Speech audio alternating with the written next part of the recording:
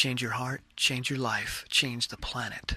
Hi everybody, it's Tim Van Orden with another episode of ASMR from my car. No, not really, but that would be fun maybe. What do you think? Should I whisper into the camera a little bit? I am procrastinating right now. I'm avoiding going outside into... Can you hear it? The rain falling on my car?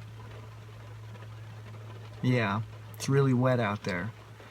And I thought, since it's pouring, it would be a poor idea to go out and get soaked.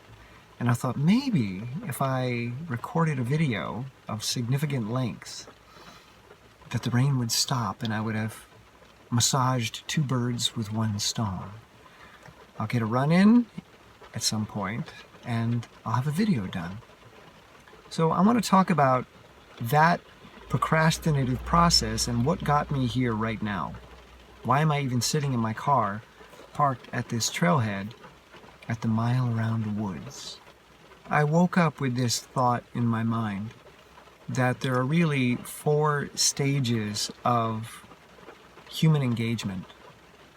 The first stage is to pretend, where we imagine ourselves doing something and we feel good about it because in the imagination, yeah, it's really nice to see ourselves doing things. In fact, there are studies showing that people who imagine themselves accomplishing something are less likely to take action because the pretend scenario was so satisfying that they no longer feel the need to get it done because now they're feeling good, because pretending to do it feels just as good as doing it. So the first stage in human engagement is to pretend. And you see this all the time where people commit to goals inside their head without any intention of actually engaging in them. They just want to try it on in their mind. Oh yeah, that fits. Oh yeah, I like that. Oh, I look good wearing that. Oh, I'm in a better mood. Yeah, rock on. Good. Served its purpose. But did I actually engage? Did I move anything forward? Did I transform or shift anything? No, except how I feel. So that's stage 1, is pretense or pretension, which is really useful to shift your feelings, but it's not really useful to shift your body or to shift your situation. The next is intention, or what you intend to do. You can intend to accomplish something, which is what I did this morning. I intended to go for a run, but I found myself procrastinating. It was wet, it was cold, it's like 42 degrees, and I just wasn't feeling good. I was really tired, and it's gloomy, and I've been having a tough time. There's a lot of stuff going on in my life environmentally that's really challenging, and it's weighing on me. So I intended to run, which means that I'm attempting to tend. In my mind, I'm tending, I'm in the process of tending, but I haven't gotten there yet. But I want to. I plan on it. I have the intention, and the road all the way there is going to be paved with those intentions.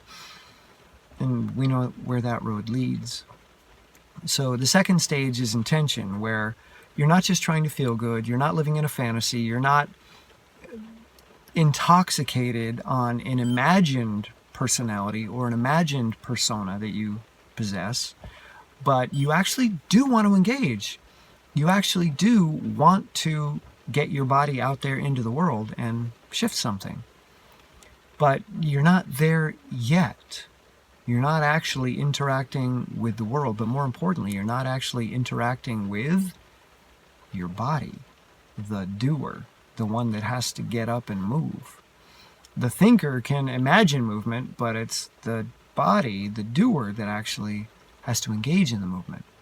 So how do we make that jump from pretending to intending to the next stage, which is attending, which is where we stretch towards. That's what attention means.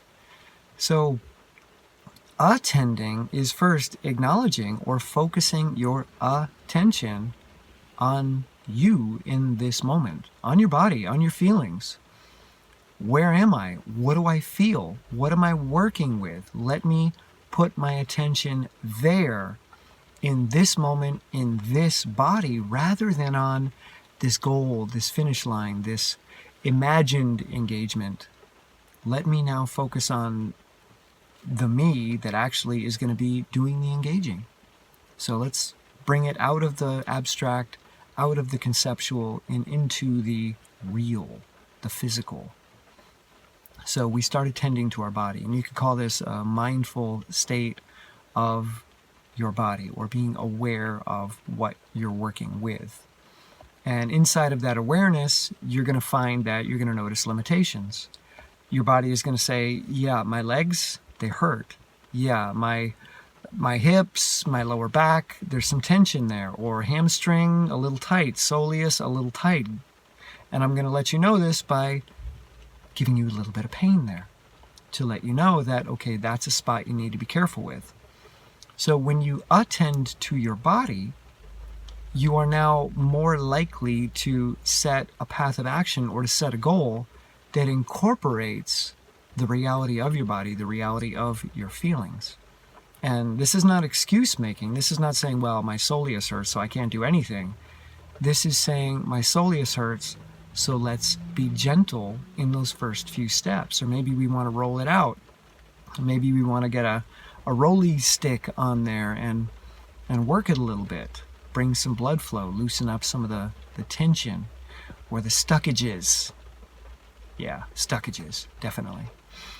So this is why the road to hell is paved with good intentions, because in our intentions, the tension inside of us, we see the goal, we see what we want to do, but we don't see the body or the person that has to do it.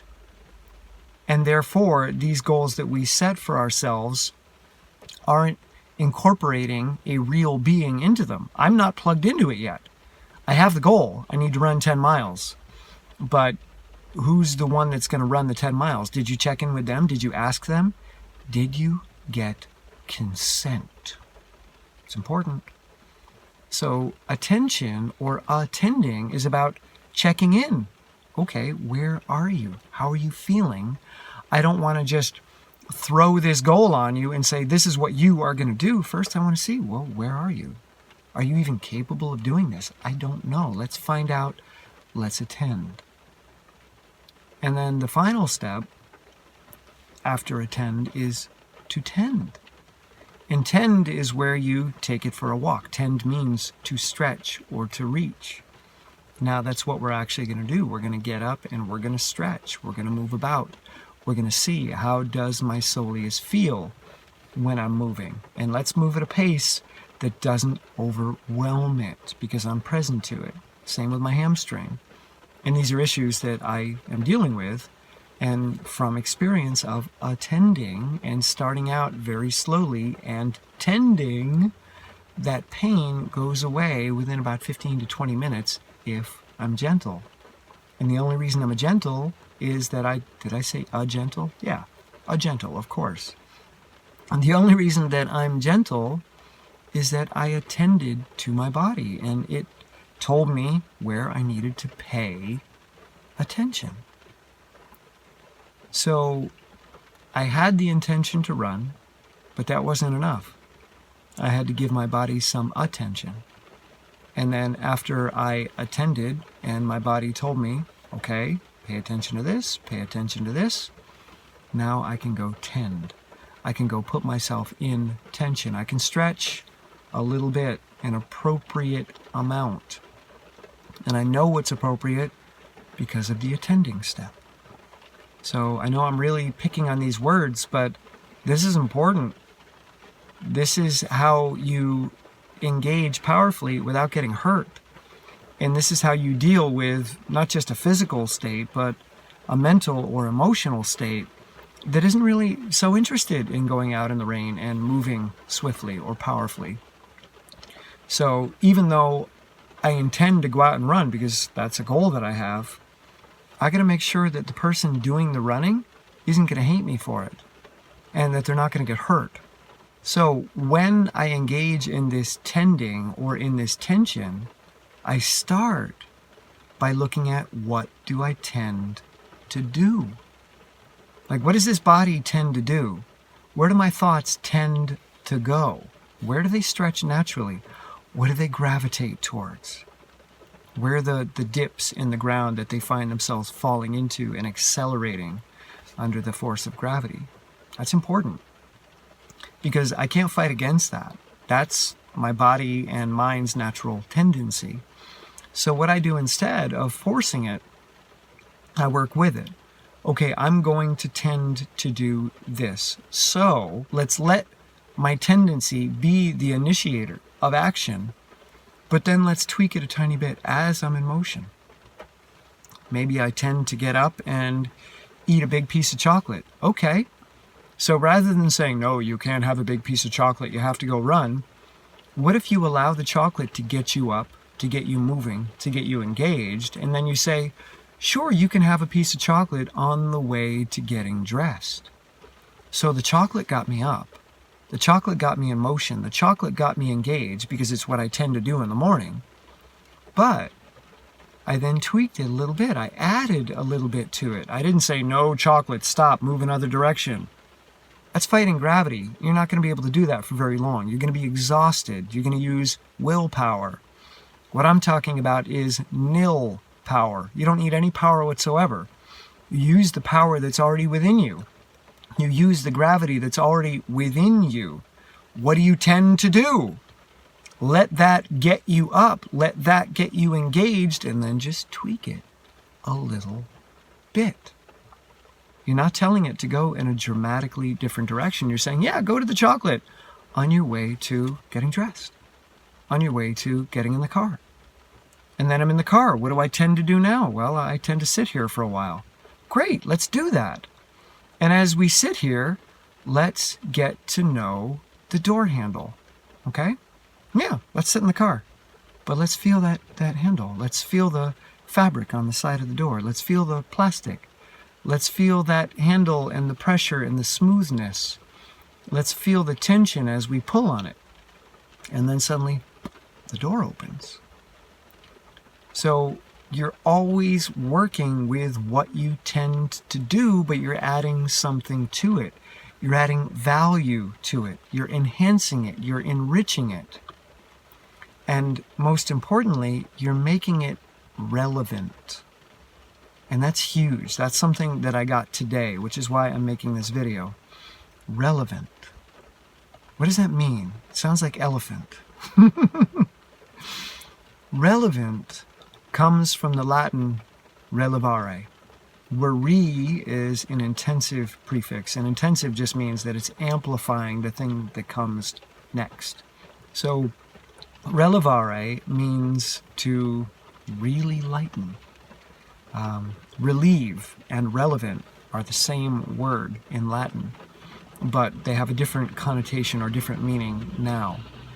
So when something is relieved, it has become much lighter. Re, intensively, and levare, to lighten. So we have intensively lightened it or enlightened it. That's a great relief. So relevant also means relevare, or to make a lot lighter. How that applies to this conversation and how that applies to the current meaning is that the things that are going to make your life lighter are the things that are relevant. So what is relevant in this moment? What you tend to do. That's what's relevant, because that's where the power is. That's where the gravity is. That's where your tendency is. That's the direction that you're moving in. So that's relevant. What is the state of my soleus? What is the state of my hamstring? What is the state of my physical or emotional energy? These are really relevant because these are the things that I'm going to use to make myself lighter and to get some relief. So the attending step is about finding out what's relevant. What are the things that are going to propel me into a state of enlightening? Not enlightenment, but enlightening. That's why they're relevant, because these are the things that will relieve the weight. So if we look at that word levare, it originally comes from the Latin levis, which looks like Levi's, and that means light, or should I say not heavy. That's actually what it means, not heavy. Gravis, which is where gravity comes from, is heavy. So gravis is heavy, levis is not heavy. So when you gravitate towards something, you're increasing in weight, and when you levitate away from something, you're decreasing the weight. You're making it less heavy. So when you understand what it is that's relevant by attending, the next step of tending can help you to levitate, to lighten it. And I know I'm just giving you lots of Latin words, but really, really imagine what these words look like, what they represent. Back to this idea of what's relevant or what's going to lighten your day, we could also look at the word significant, which essentially means something that signifies or something that points to meaning, something that is of value. Signify is sign with an if-I on it, so it's a sign. We look at something and we see it as a sign, and therefore it is significant. It's pointing to something. It's leading us somewhere. So the attention step is finding out what's significant in me right now. What's significant in my life, not in my story, not in my intention, not in my pretension, but in my attention. What is showing up as significant? What is showing up as a sign? Let's work with that. Let's tend to that. Let's see where it tends to go. What does it tend to want to do? Let's follow it, which is where the word sign comes from. It comes from the Proto-Indo-European S-E-K-W, and then the addition of N-O, which means to follow. So the word sign is something that you follow. So let's see the sign and let's follow it. What is it pointing towards? What is it leading towards? What path does it want to take us down? Where is it gravitating to? Where does the water want to flow? And then we go with the flow, and we use the energy generated by that movement to modify the path. It's much easier to change direction when you're moving downhill than it is when you're moving uphill.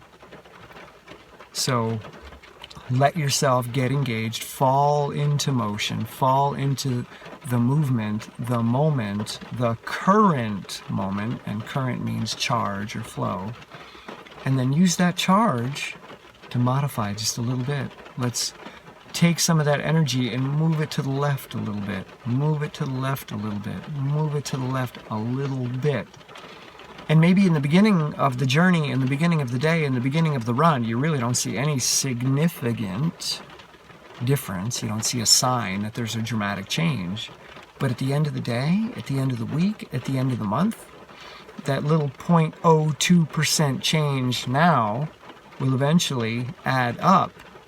The same angle, but in greater distance, in greater time, you'll see an enormous change. You will see signs that there has been significant change, growth, or improvement.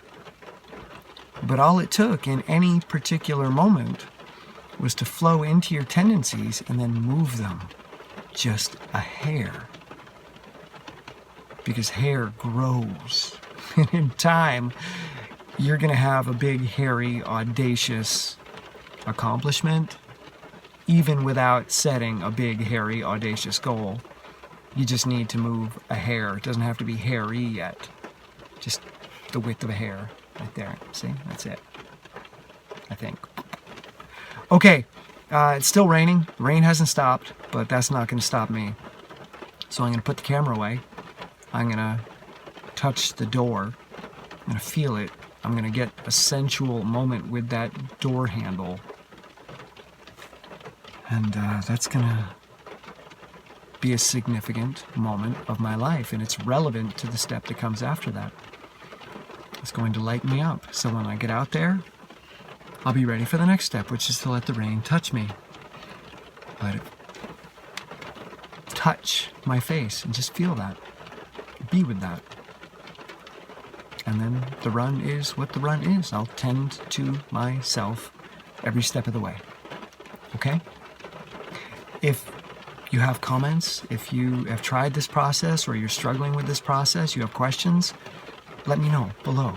If you like this video, give it a thumbs up, or any finger, it doesn't matter. It doesn't have to be a thumb, just one of the fingers up.